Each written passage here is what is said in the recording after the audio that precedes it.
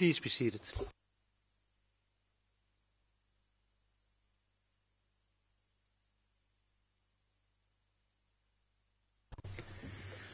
Thank you. Before you continue. Le président, merci.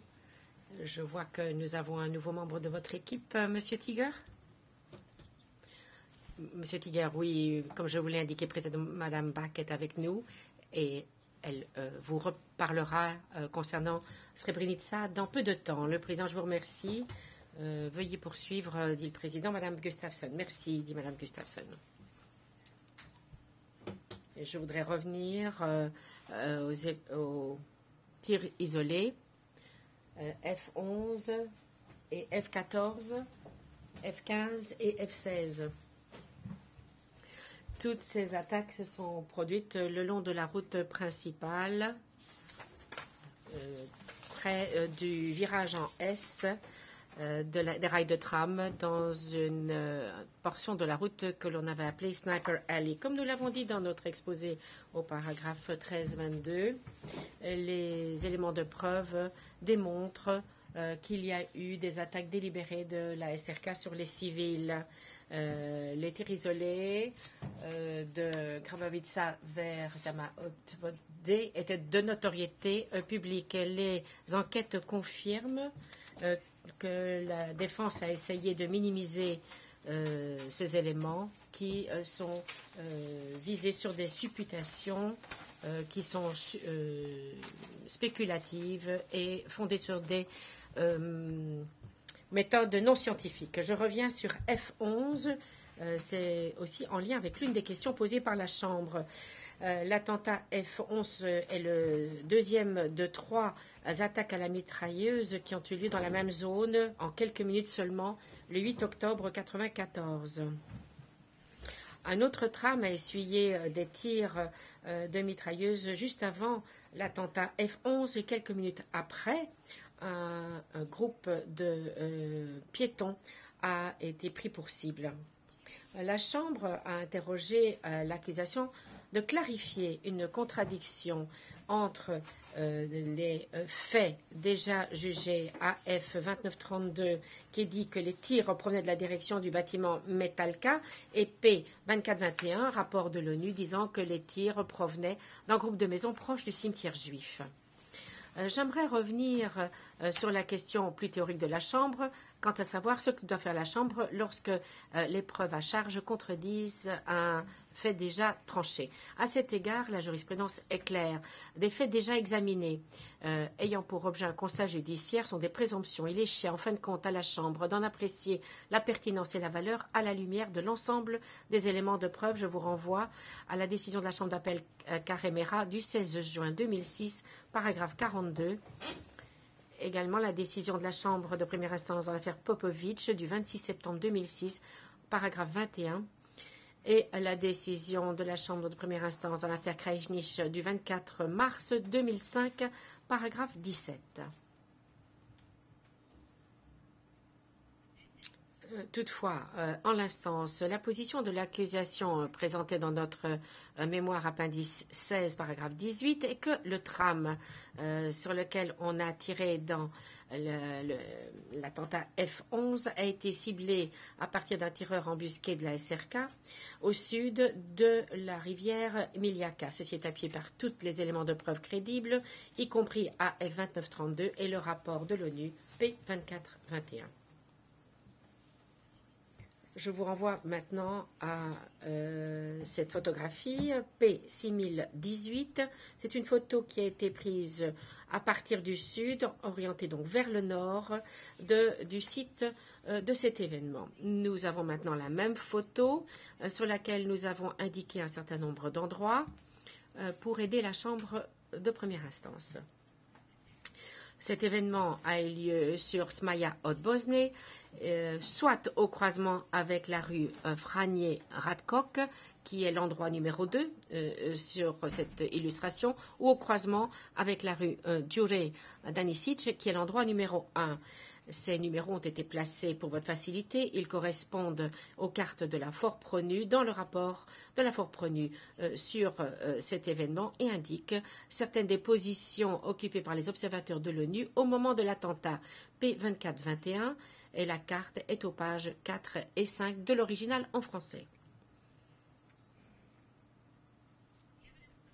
L'élément de preuve de KDZ 090, à savoir P481, pages 6 à 9, P436 et P437, ainsi que le rapport des enquêteurs locaux, P1907, page 2, ainsi que les faits déjà jugés AF 2924 et 2932, définissent l'endroit de cet attentat F11 comme étant l'endroit numéro 2, avec le bâtiment Metalka qui figure ici comme constituant la source du tir. C'est une conclusion qui a été entérinée par Van der Weyden, P 1629, page 89 à 91. P22421, il s'agit là du rapport de l'époque de la Fort-Pronu, ainsi que l'identification de ces différents endroits par Barry Hogan, P1028, aux fins du tracé des différentes positions sur la carte, P2191, précise l'endroit de l'événement comme étant l'endroit numéro 1. Il y a une certaine incertitude quant au lieu précis de l'attentat. Dans ce cas, incertitude compréhensible, sachant que le tram se déplaçait de l'est à l'ouest quand il a essuyé les coups de feu. Je vous renvoie à Van der Weyden à 7175 à 7176. La conclusion de la Fort-Pronu est que c'est l'endroit numéro 1 qui fut le lieu de l'attentat, est étayé par les observations faites par le personnel de la Fort-Pronu sur place, P 24021, pages 2 à 6, et l'analyse balistique. Plus particulièrement, la Fort-Pronu avait également analysé des sillons frais dans le sol à l'endroit numéro 1, P 2421, pages 3 à 7. Ces différents sillons sont tous dirigés vers la maison numéro 14, proche du cimetière juif, P 2421, pages 3 à 8. Et nous entrons l'endroit à peu près, l'endroit de cette maison figure également sur l'illustration que vous avez sous les yeux.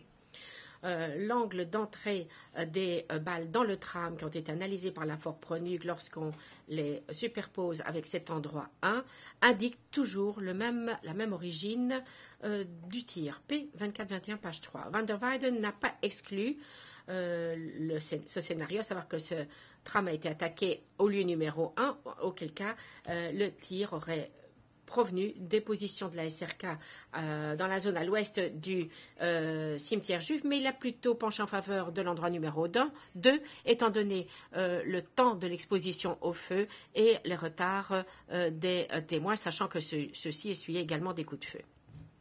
P 1621.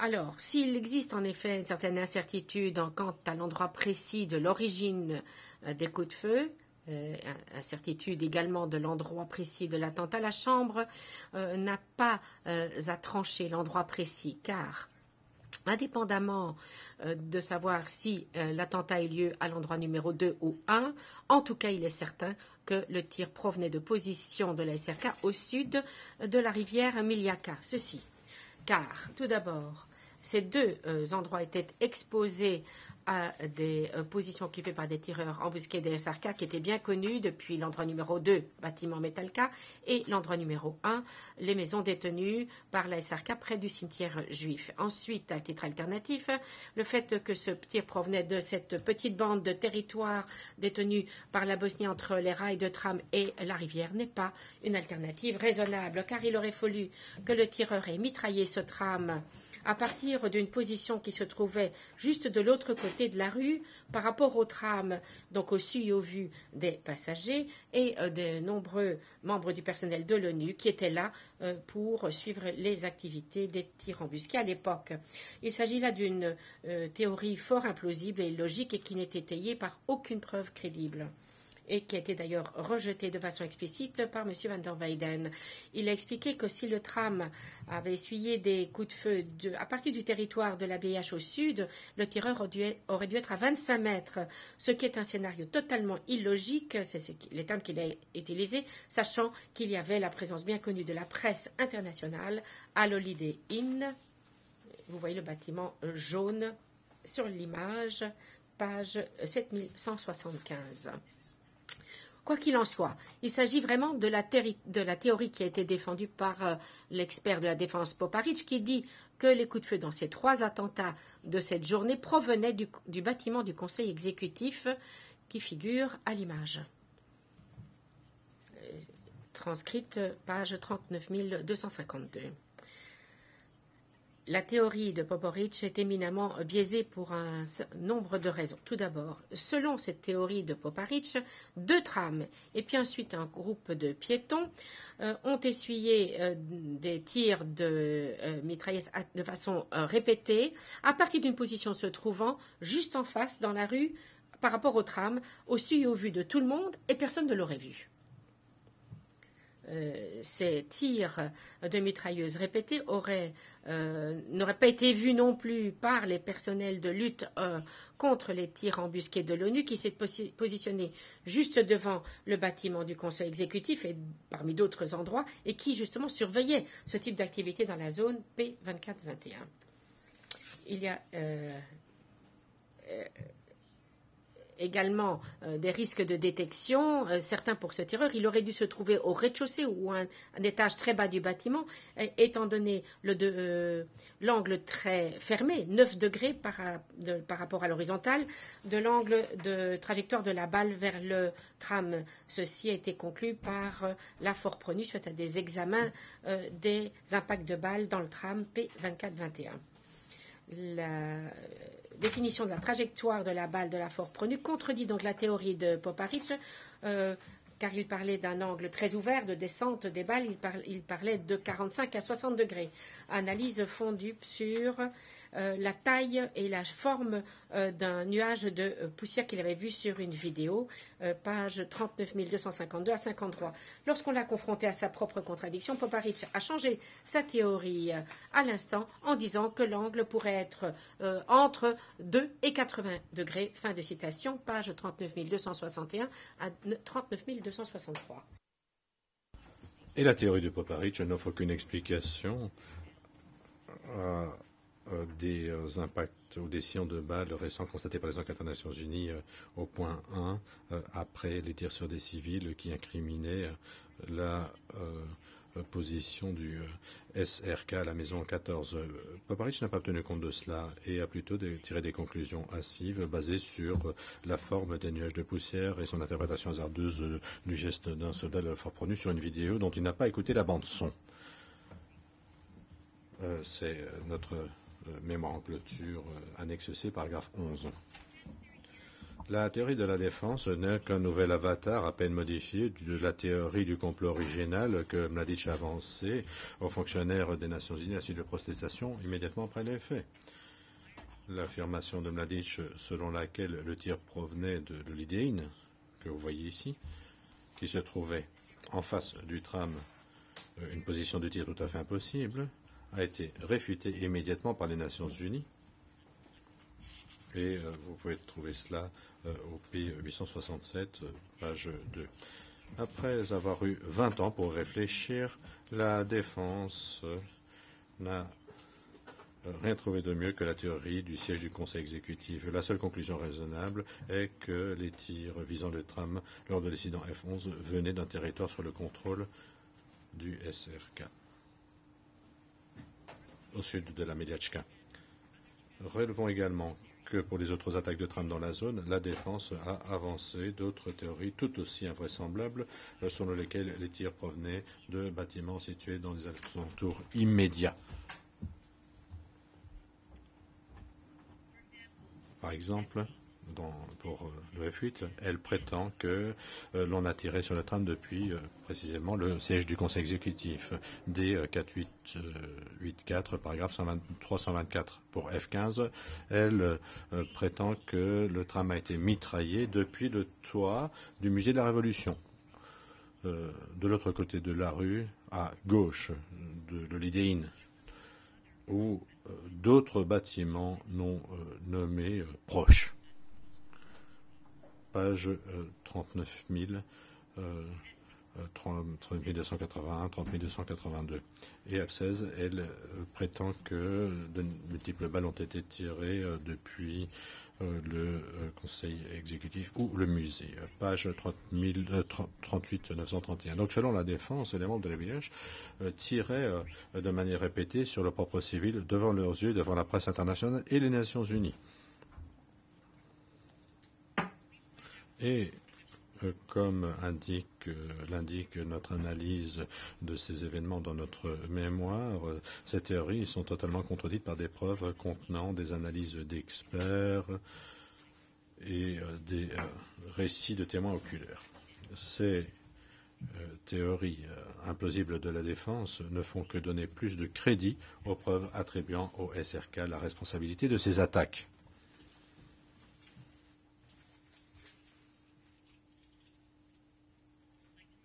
Je voulais à présent parler des incidents de pilonnage énumérés en annexe. J'ai parlé du fait que la version de la défense au sujet de la campagne ne parvient pas à expliquer les bombardements massifs indiscriminés de la ville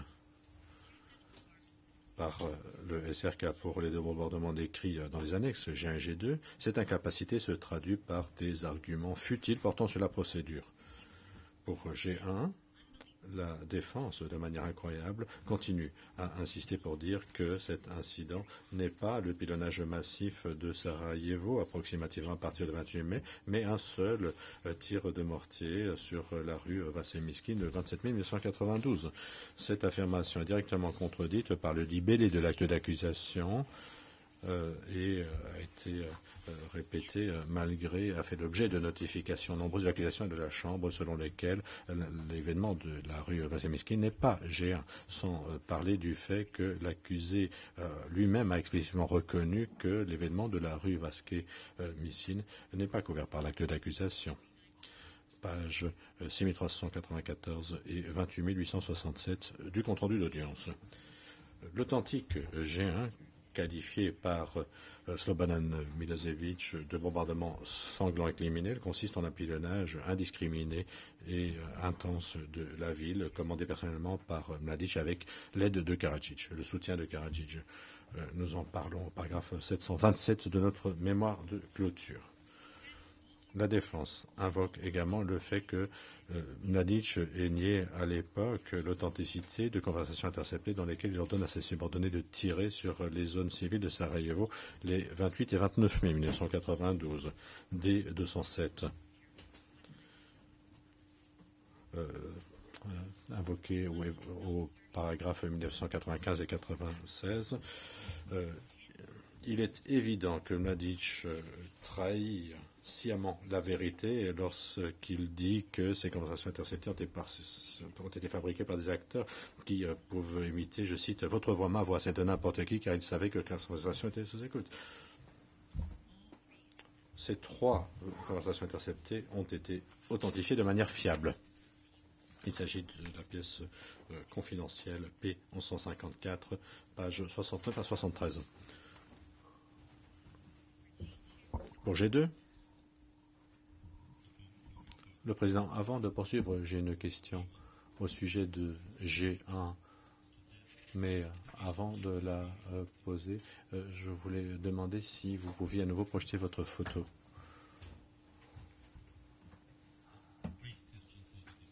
Une question à l'attention de la défense. Dans votre mémoire finale, vous parlez du bâtiment MIS. Est-ce que c'est le bâtiment, la façade rouge dont on a parlé? Je pose la question parce que nous n'avions jamais entendu parler de bâtiment MIS.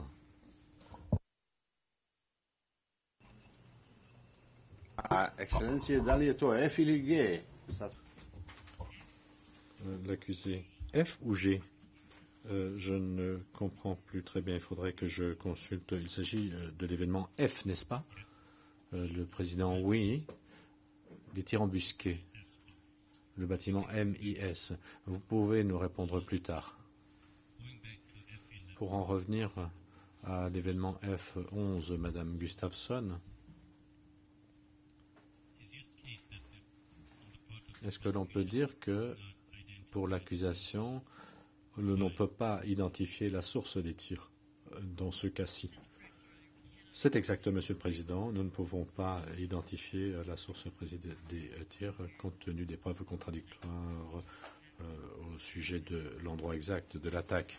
Mais comme je l'ai dit, cela n'entache nullement nos moyens de preuve.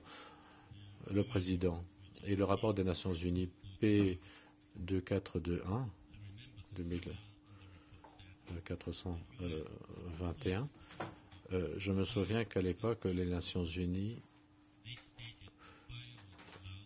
disaient que les tirs venaient de très proche dans la mesure où le bruit était intense. Est-ce que vous pourriez peut-être répondre à cela également? Oui, Monsieur le Président. Je ne sais pas ce qu'ils entendent par très proche, mais selon moi, leur conclusion, c'est que la source des tirs était située à 600 mètres. Donc je ne pense pas que l'on puisse vraiment parler de source de tir extrêmement proche dans ce contexte. Le Président, merci. Pour ma question au sujet du G1, est-ce que nous devons passer brièvement, je vous propose de passer brièvement à huis clos partiel. Le Président, oui, nous pouvons poursuivre. L'accusation. Je vais à présent aborder G2. Lors de la toute dernière phase de ce procès de 5 ans, l'accusé prétend pour la première fois dans son mémoire que l'incident G2 est également suffisamment précis pour qu'il puisse y répondre correctement. Cette contestation de l'acte d'accusation dépasse les délais de plusieurs années et la défense n'offre aucune explication à la raison, au fait qu'elle n'a pas été sauvée précédemment et ne montre pas que cela nuit effectivement à ses intérêts.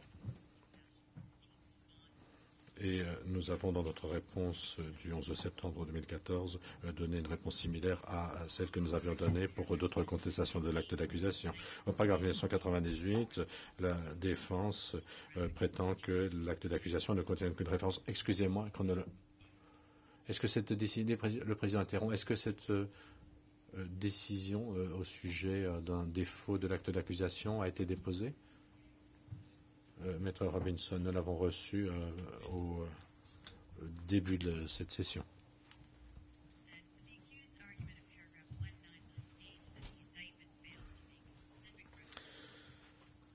L'accusation poursuit. Donc, l'accusé au paragraphe 98 déclare que l'accusation ne contient qu'une référence chronologique ou géographique précise. Et cet argument est spécieux car tant la date que le lieu sont précisés.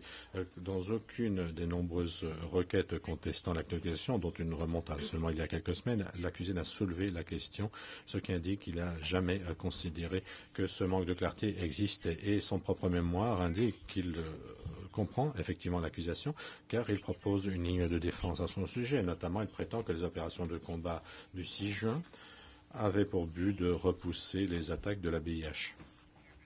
Paragraphe 2001. Toutefois,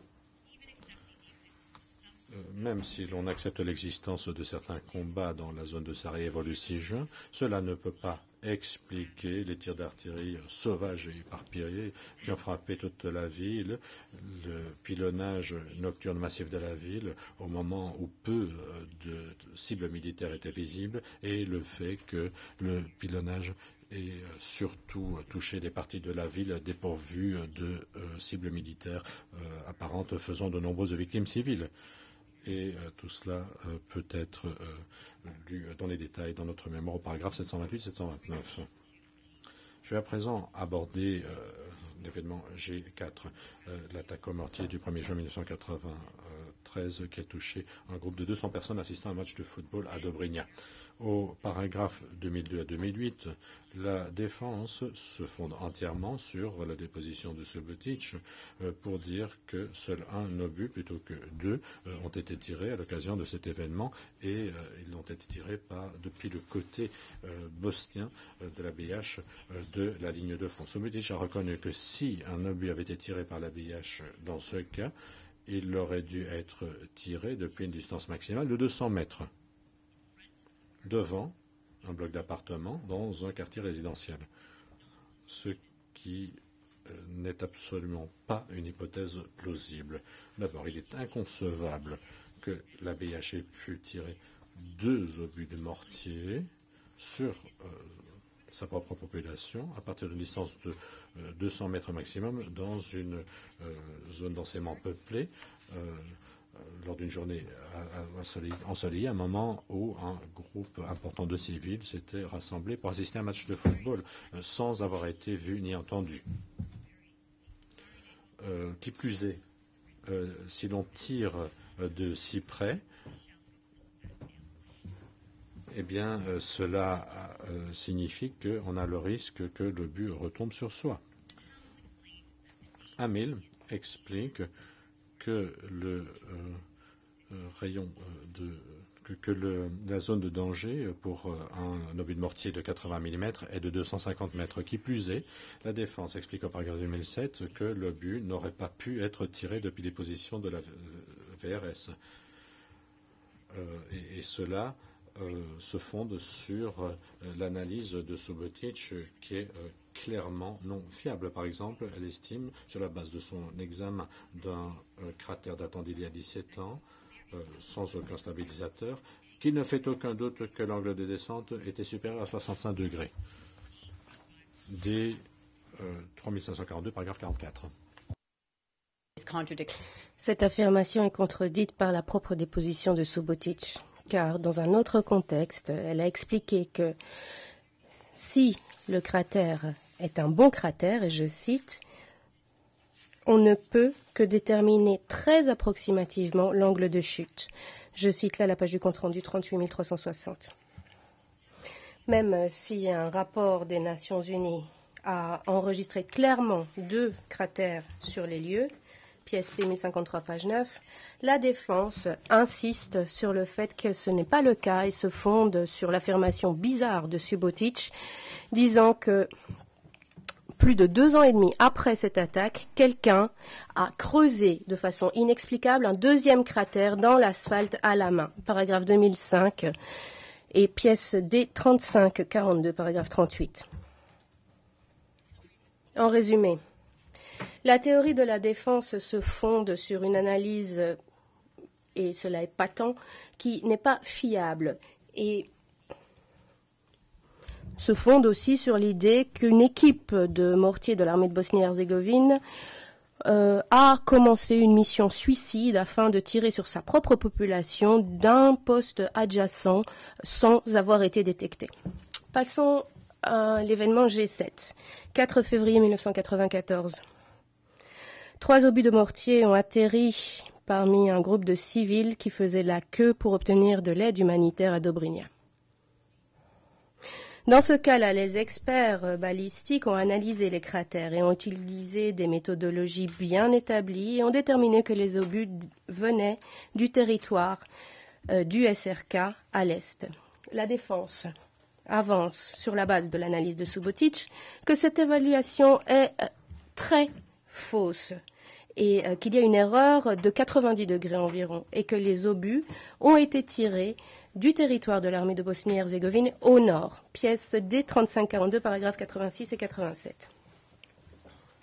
Lorsque Subotić a mené son analyse, il n'y avait plus de reste de quelques cratères que ce soit, et seules des photos d'une piètre qualité et des séquences vidéo étaient à disposition. À la lumière de cela, elle a simplement rejeté les méthodologies bien acceptées et a commencé à passer en revue les éléments de preuve. Par exemple, elle a présumé, en se fondant sur cette photo qui est la pièce 1710, page 23, reproduite dans la pièce D3542 du rapport, que la tache noire sur l'aire de jeu que l'on voit en bas à gauche de l'écran était en fait une parcelle de terre. Ensuite, elle a déclaré, sur la base de mêmes photos, que cette terre a été jetée sur l'aire de jeu par un impact d'obus. Elle a ajouté à ces suppositions que la terre avait été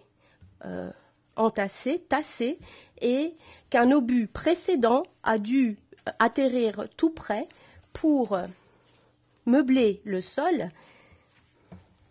et qu'ensuite, c'est le deuxième obus qui a laissé cette trace-là. Elle a ensuite affirmé qu'elle pouvait déterminer le sens des tirs de l'obus qui ont provoqué ces traces de terre en examinant l'orientation de la terre sur la photo. Alors, sur la base de cette analyse de la terre, elle a conclu que l'obus venait du territoire d'armée de Bosnie-Herzégovine et qu'en conséquence, les enquêteurs ont masqué l'existence de l'un de ces deux obus. Pièce D 3542, paragraphes 80 et 81.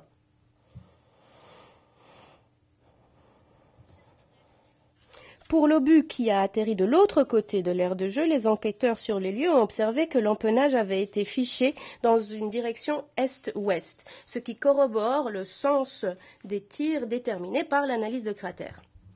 Pièce P 1710, page 9. Cet empennage est repris ici. Nous l'avons entouré.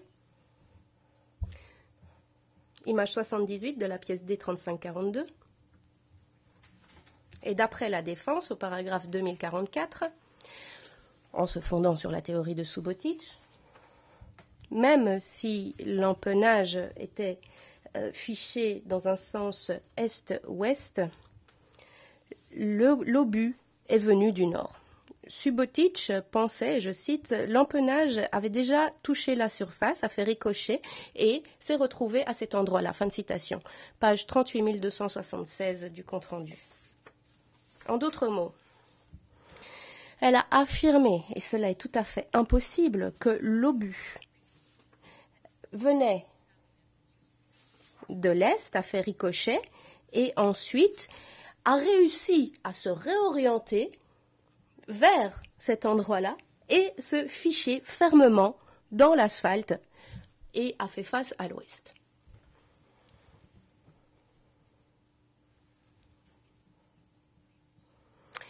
Désolée, dit Madame Gustafsson.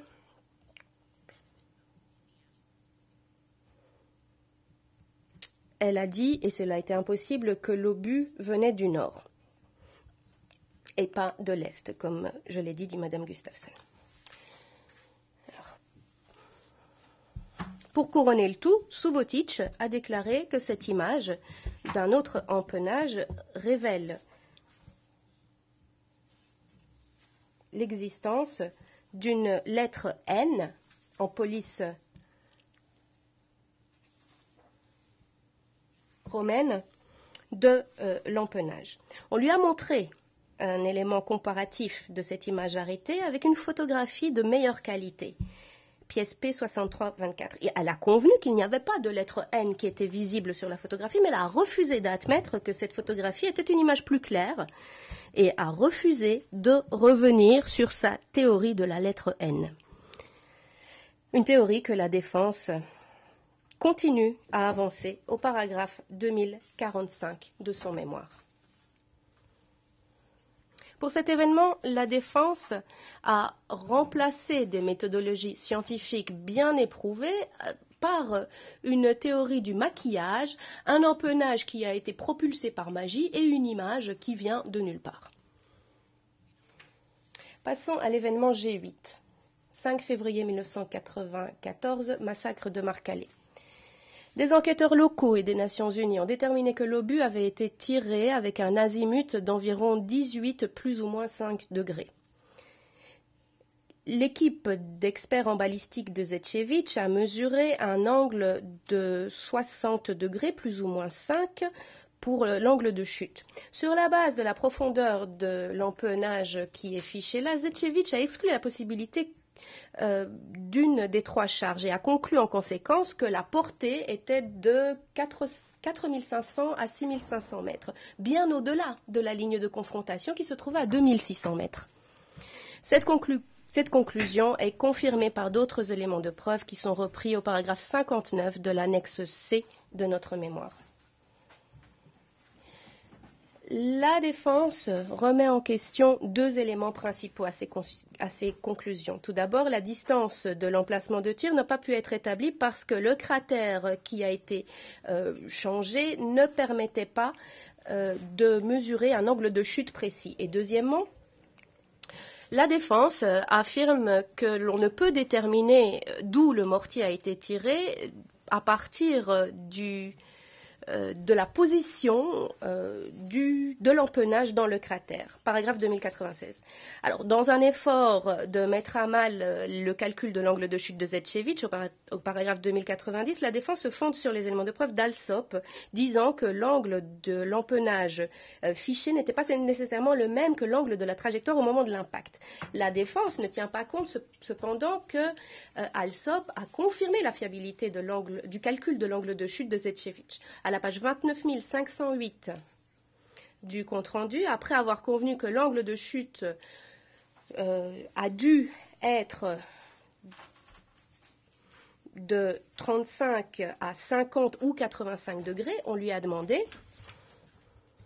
lors de sa déposition qu'il a donnée à cette chambre de première instance, qu'il incluait une marge d'erreur de 10 degrés. Alors que lui avait identifié une marge d'erreur de 35 degrés. Sa réponse a été oui. La question, il s'agit là d'une marge d'erreur assez généreuse, êtes-vous d'accord? La réponse, oui. La question, même si l'on devait accepter les points que vous avez abordés dans votre rapport, ce que j'avance, c'est que l'impact possible sur la trajectoire du projectile provoqué par l'un de ces points pendant les 50 cm où il y a eu déplacement à grande vitesse avant de s'enficher dans le sol, a été bien largement pris en compte dans cette marge d'erreur de plus de 33%.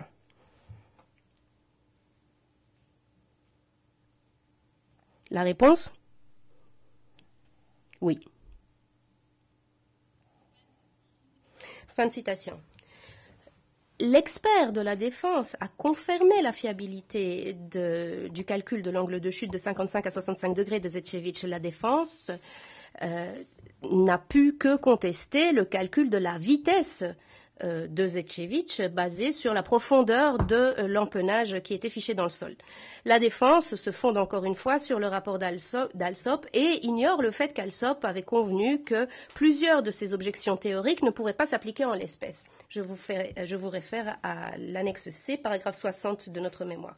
Mais quoi qu'il en soit, l'expert de la défense, Subotic, pensait que un empennage fiché dans le sol veut dire que l'obus doit avoir été tiré avec au moins une charge 3. Page du compte-rendu 38456. Zetchevich a également expliqué qu'avec une charge 3, un empennage pouvait ou ne pouvait pas, peut-être que oui, peut-être que non, être en fichier. Mais que si un empennage était en fichier, cela impliquait un minimum de 3 charges. Page 12174 à 12175 du compte-rendu. Si nous tenons compte des éléments de preuve qui seraient les plus favorables envers la défense en se fondant sur les aveux de leurs propres témoins, à savoir à supposer un lancement éventuel avec des charges de 3, 4 charges à un angle maximum de descente de 65 degrés, ce qui se traduit par une distance de tir possible la plus proche de cela, la distance correspondante correspondrait environ à 3600 mètres. P2317, page 6. Et ceci se situe encore tout à fait à l'intérieur du territoire de la SRK. Dans son mémoire en clôture, au paragraphe 2091 à 2092, la défense se plaît à analyser le manquement de l'accusation, à indiquer une quelconque neutralité aux qualifications de la part d'Alsop. La défense n'a absolument pas compris l'argument en question, à savoir que Haslop a confirmé la fiabilité de la conclusion clé de Zetchevich sur l'angle de descente. La seule possibilité offerte à la défense en l'espèce concerne une théorie du complot qui implique un obus de mortier placé à un angle prédéterminé sur un support sur une place de marché où il y a beaucoup de monde, une explosion statique, un événement qui aurait été mis en scène et ils auraient placé des corps, des cadavres, l'empennage et ils auraient fiché manuellement l'empennage dans le goudron avec The 22nd of December, 19... Avec une pelle. Nous avons abordé cette théorie avec David Harland, décrit comme particulièrement bizarre au paragraphe 45 de l'annexe C de notre mémoire. Maintenant, G9, 22 décembre 1994, deux obus d'artillerie de 76 mm qui ont touché le marché aux puces de Bakar Sisha. La défense essentielle, la thèse de la défense essentielle au paragraphe 2119 à 2121 avance que cette attaque a été entièrement mise en œuvre. Cette thèse exige que les juges de la Chambre admettent que les autorités de Bosnie aient réussi à placer un obus d'artillerie et une pile de TNT au milieu de cette place du marché très encombrée et qu'elles auraient réussi à la faire exploser à distance sans que cela ne puisse être décelé par quiconque. Ensuite, pendant 2h40, alors que les enquêteurs étaient sur les lieux de 754 page 2, ils ont réussi à mettre en scène une dissimulation élaborée, y compris l'excavation du cratère dans le goudron, paragraphe 2120, ce qui est censé être fait sous les yeux des représentants officiels des Nations Unies qui ont assisté à l'enquête des 554 page 2, 2126, paragraphe 47, qui apparemment n'ont rien remarqué. La défense a également avancé quelque chose de contradictoire et a estimé qu'il n'avait pas été établi que l'origine du tir provenait de la partie bosno-serbe plutôt que la partie bosno-musulmane. Paragraphe 2122, et il se repose ici sur des conclusions dans d'autres affaires. Les éléments en l'espèce montrent néanmoins que ces obus ont été tirés depuis un fusil ou à partir d'un fusil B1 76 mm de la région de Trebević-Vilikovac sur le territoire de la SRK. Telle a été la conclusion auquel sont parvenus les enquêteurs à l'époque, se fondant non seulement sur une analyse balistique, mais également sur le fait que plusieurs personnes avaient entendu les obus qui étaient tirés depuis ce secteur D554 de Trebević. En outre, la VRS tenait des positions de tir à Vilikovac pendant toute la durée de la guerre. À l'annexe C, paragraphe 61 du mémoire en clôture de l'accusation. La SRK possédait au moins 14 fusils de 76 mm B1 dans le secteur de Sarajevo, P5056, y compris un dans le secteur de Hestra Vidikova et plusieurs près de Lukavica, P1021. Entre-temps, dès 779, un ordre de marche 1995 de la SRK précise que le premier corps de la VIH ne possédait qu'un seul fusil B1 de 76 mm qui se trouvait dans le secteur de Biela-Lieska. Et cette carte de la SRK P1021 identifie l'emplacement du dit fusil. À gauche, vous trouverez la partie agrandie de la carte où l'emplacement est identifié. Et ici, le T signifie le haut ou fusil. En BCS, clairement fait référence à un fusil de 76 mm et à droite de l'image, il est clair que ce fusil se trouvait au sud-ouest de Sarajevo et en dehors de la ville encerclée et donc inaccessible aux forces de la BIH.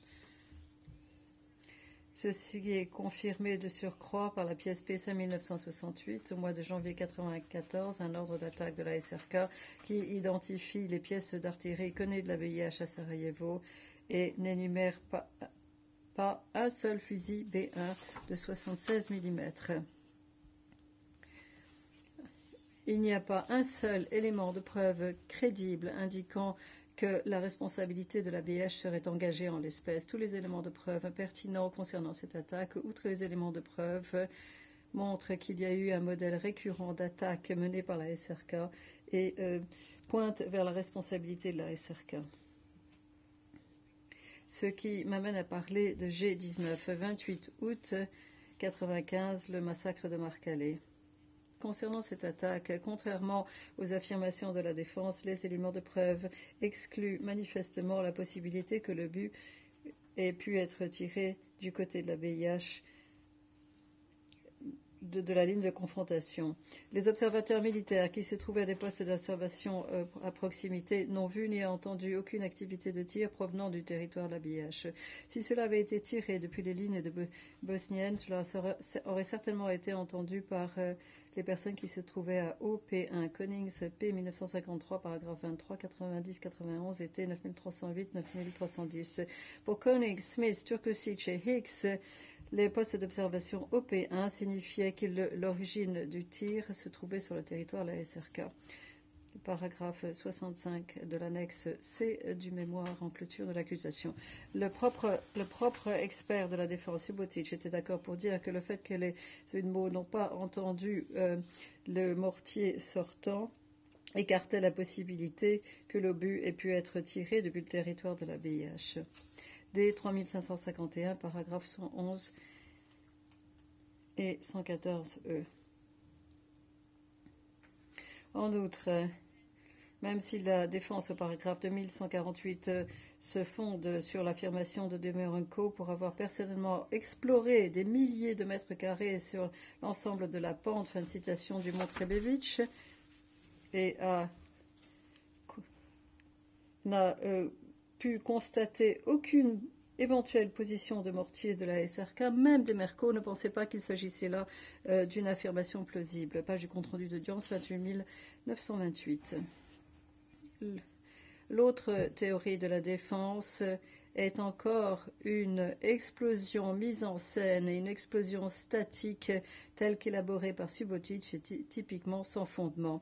Par exemple, la défense fait valoir au paragraphe 2140 à 2141 qu'il y avait des empennages multiples qui ont été retrouvés sur les lieux et que cela se fonde essentiellement sur la comparaison de Subotic des différentes images montrant différentes orientations de l'amorce de l'empennage à partir duquel elle a conclu que ceci était très semblable mais qu'il s'agit en réalité d'empennages différents. D 3551, paragraphe 103. Et cette image, la figure 108 du rapport, montre ces comparaisons et l'orientation des amorces. Cependant, lorsque on a remis l'empennage dans le prétoire à Subotic, elle était d'accord pour dire qu'elle pouvait déplacer l'amorce librement avec ses propres doigts. Page du compte-rendu d'audience 38 574 et 38 579. A-t-elle concédé à ce moment-là qu'il y avait une théorie d'empennage multiples et quasi identiques qui ont été retrouvés sur les lieux et que ceci était sans fondement? Non. Elle a encore une fois, alors qu'elle était là, élaboré la théorie du complot, en insistant qu'il y avait, je cite, certains qu'après les faits, quelqu'un avait délibérément vissé et dévissé l'anneau. Fin de citation. Page du compte-rendu d'audience 38 592 à 38 593. Au paragraphe 2127, la défense fait sienne les conclusions de Subotic qui sort clairement son champ de compétences déclarées, disant qu'il n'y avait pas suffisamment de sang sous le corps de la victime qui correspondrait à la taille de sa blessure. D 3551.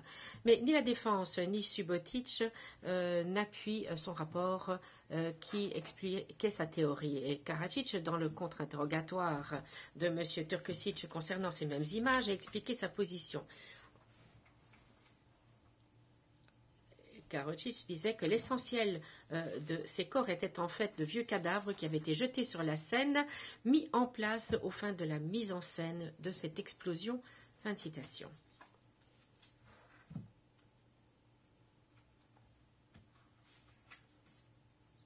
pages 9093 et 9096.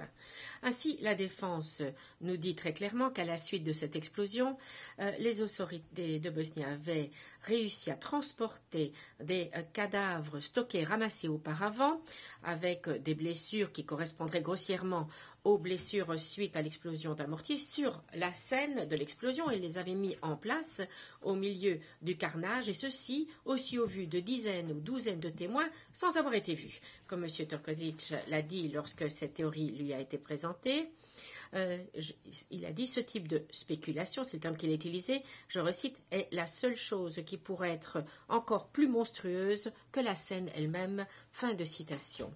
Page 9096.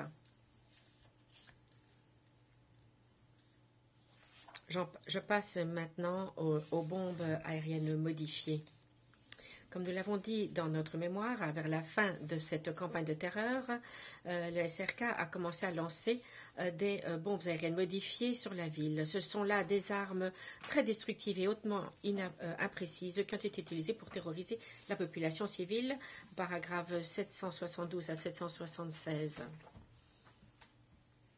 La défense prétend au paragraphe 2389 que l'accusation n'aurait jamais contre-interrogé Subovic sur ces incidents de bombes aériennes répertoriées et se serait livré plutôt à de théories théoriques futiles, mais ceci est non seulement faux, mais est hors champ. L'accusation a dit à Subovic pour chaque incident répertorié, elle a dit que pour son analyse des cibles les plus probables consistait à voir où était tombé le projectile et ensuite essayer de trouver un objet militaire proche.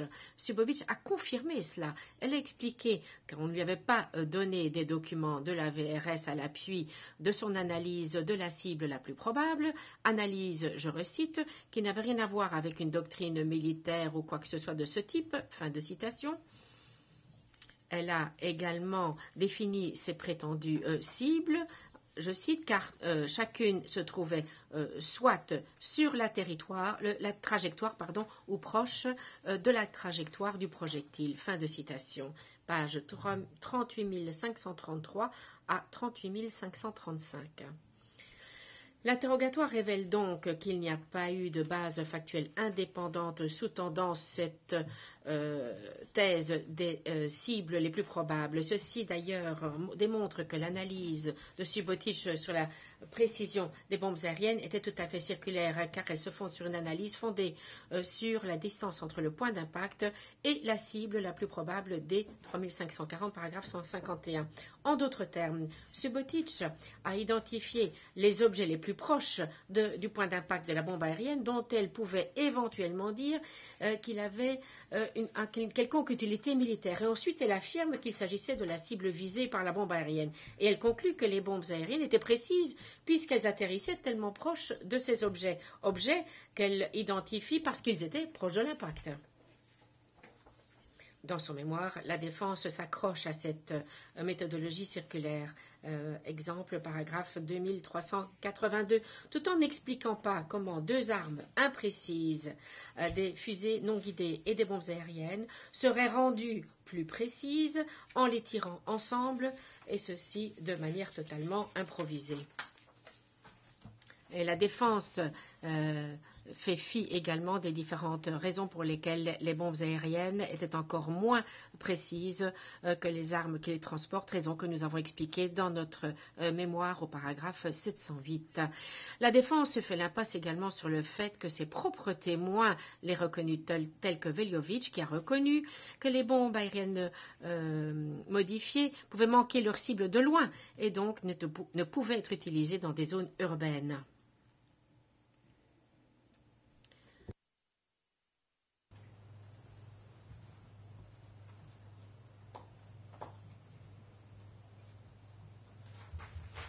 Quote, because they...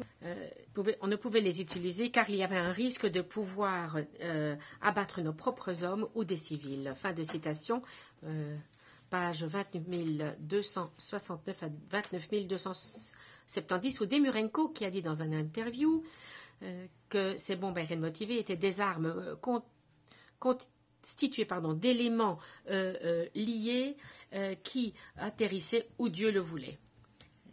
P 5925, page 3. Et la défense fait l'impasse également sur des confirmations de l'époque de l'imprécision de ces armes présentées par le SRK, P 1310, et un rapport du SRK expliquant que lorsque un lancement de bombes aériennes modifiées avait été avorté suite au risque de tomber sur des soldats du SRK qui étaient à un demi-kilomètre de la cible. Les arguments de la défense concernant les tests et la vérification des éléments constitutifs des BAM au paragraphe 2349, 2354 et 2385 sont sans pertinence. La question est que ces BAM constituaient une combinaison fort imprécise d'éléments tout aussi imprécis, improvisés. Et la thèse selon laquelle ces BAM auraient fait l'objet d'essais, paragraphe 2550, est fondée uniquement sur un témoignage vague et pro-domo de Milosevic, qui, en tous les cas, n'a donné aucune indication de la nature de ces prétendus tests. T 32 771 à 32 773. Et même si ces éléments de preuve de test étaient pris au premier degré, c'est loin d'équivaloir à ce que l'expert de la défense Andelkovic-Lukic a dit concernant des essais qui auraient dû durer 7 à 8 ans pour de nouveaux systèmes d'armes. T 31 494.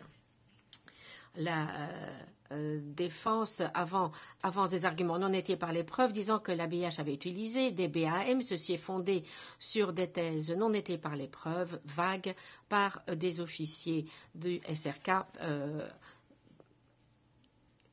qui défendent leurs propres intérêts. Ceci n'a aucun lien, même lointain, avec les événements répertoriés ou non. La défense fait donc l'impasse aussi sur les preuves à charge, disant que l'ABH n'avait pas utilisé et ne disposait pas de BAM à Sarajevo, page 705 de notre mémoire, et la défense a reconnu dans son mémoire que le SRK avait tiré des BAM au cours de G10, G11 et G12. La défense indique que le recours à ces BAM, je cite, n'était pas l'intention du SRK ni du commandant du corps de terroriser les civils. Paragraphe 2356, ceci est une manœuvre de diversion. L'acte d'accusation dit que le Karadzic et d'autres membres accusés d'avoir fait de l'ECC étaient animés de l'intention précise de répandre la terreur. Et donc, le seul but du déploiement de ces bombes aériennes modifiées à Sarajevo était de terroriser la population civile, tel qu'indiqué dans une analyse de l'époque de la Fort-Pronu, indiquant qu'il s'agissait d'armes de terreur hautement destructives, imprécises et tuant à l'aveuglette. P 896. Sans question de votre part, mesdames, messieurs les juges, voilà qui termine mon intervention. Le président, je vous remercie. Nous allons prendre une pause d'1 heure et nous reprendrons à 1h40.